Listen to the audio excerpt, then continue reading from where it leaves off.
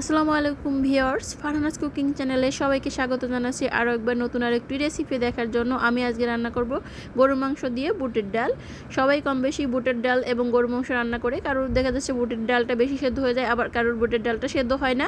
তো একদমই পারফেক্টভাবে বুটের ডাল গরুর মাংস রান্নার রেসিপিটি আমি আজকে শেয়ার করতে যাচ্ছি। প্রথমে যেটা করেছি, চুলায় একটি কড়াই দিয়ে দিয়েছি, এখন দিয়ে দিয়েছি কিছুটা তেল। এখন লবঙ্গ, দারচিনি, এলাচ, গোলমরিচ এবং তেজপাতা একসঙ্গে অল্প অল্প করে দিয়ে দিয়েছি। কিছুটা লবণ দিয়ে দিলাম, 1 চামচের মতো লবণ দিয়ে দিয়েছি। দিয়ে এখন যেটা করব, কিছুটা পেঁয়াজ কুচি, 1 কাপের মতো পেঁয়াজ কুচি দিয়ে দিয়েছি।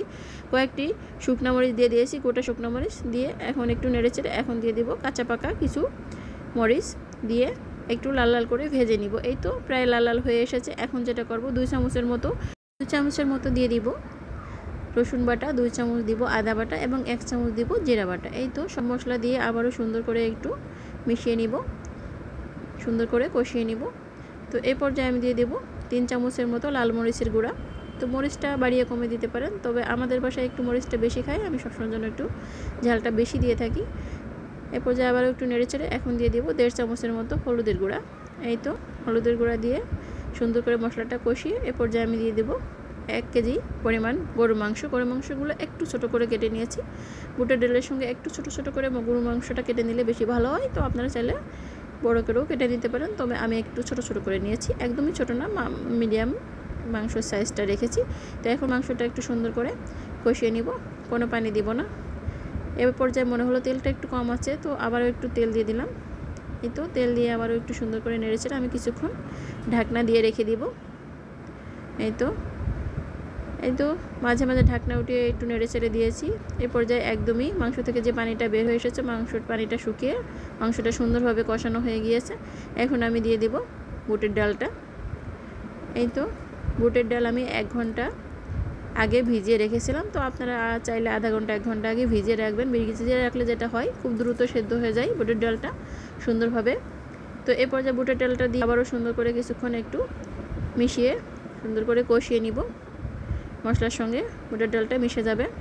তো এই পর্যায়ে মেশানো হয়ে গিয়েছে। এখন যেটা করব, কিছুটা পানি দিয়ে দিব। এই তো 1 কাপের মতো পানি আমি এই পর্যায়ে দিয়ে দেব। যে মশলাটা করেছিলাম, মশলাটা ধোয়ার পানিটাই আমি এ পর্যায়ে দিয়ে দিয়েছি, দেখে বুঝতেই পারছেন। এই তো 1 কাপের মতো পানি দিয়ে দিলাম। পানি দিয়ে আবারও একটু সুন্দর করে মিশিয়ে কিছুক্ষণ ঢাকনা দিয়ে রান্না করতে হবে। আর এই রান্নাটা একটু দীর্ঘ প্রসেসের বিষয়, কারণ গরুর মাংস আর বুটের ডাল একটু সেদ্ধ হতে সময় লাগে, তাই একটু সময় নিয়ে মিডিয়াম আঁচে আস্তে আস্তে করে রান্না করতে হবে। তো আপনারা চাইলে প্রেশার কুকারে দিতে পারেন, তবে প্রেশার কুকারে দিলে বেশি ভালো হয় না আমার কাছে, তো আমি এভাবে করে রান্না করি। এই তো বুটের ডালটা দিয়ে মাঝে মাঝে ঢাকনা সরিয়ে নেড়ে চেড়ে আবারও ঢাকনা দিয়ে দিতে হবে।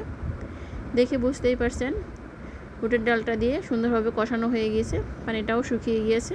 তো এই পর্যায়ে আমি আবার পানি দিয়ে দিব। এই পর্যায়ে গরম পানি দিব লাস্টের দিকে। গরম পানি দিলে রান্নাটা বেশি ভালো হয় আর রান্নাটাও খুব দ্রুত হয়ে যায়। তো এই পর্যায়ে আমি একটু বেশি করে পানি দিব, কারণ বুটের ডাল রান্না করতে গেলে একটু ঝোল ঝোল রাখলেই বেশি ভালো হয়। তো একটু বেশি করে পানি দিয়ে 2-3 কাপের মতো পানি দিয়েছি। কিছুক্ষণ ঢাকনা দিয়ে রেখেছিলাম, ঢাকনা উঠিয়ে মাঝে মাঝে নেড়ে দিতে হবে। এই তো এ পর্যায়ে দেখব যে বুটের ডালটা সেদ্ধ হয়ে এসেছে নাকি। তো বুটের ডালটা মোটামুটি সেদ্ধ হয়ে গেছে। আমি আবারও কিছুক্ষণ ঢাকনা দিয়ে রেখে দেব একদম পারফেক্টভাবে সেদ্ধ হওয়ার জন্য। এই তো মাশাআল্লাহ বুটের ডালটা সুন্দরভাবে সেদ্ধ হয়ে গেছে, দেখতেও অনেক ভালো হয়েছে। এ পর্যায়ে আমি ওর দিয়ে একটু ভাজা জিরা গরম মশলার গুঁড়াটা দিয়ে দেব। এই রেসিপিতে এই ভাজা মশলাটা দেওয়ার ফলে রান্নার টেস্টটা আরও দ্বিগুণ বেড়ে যায়, তাই অবশ্যই এই মশলাটা দেওয়ার চেষ্টা করবেন।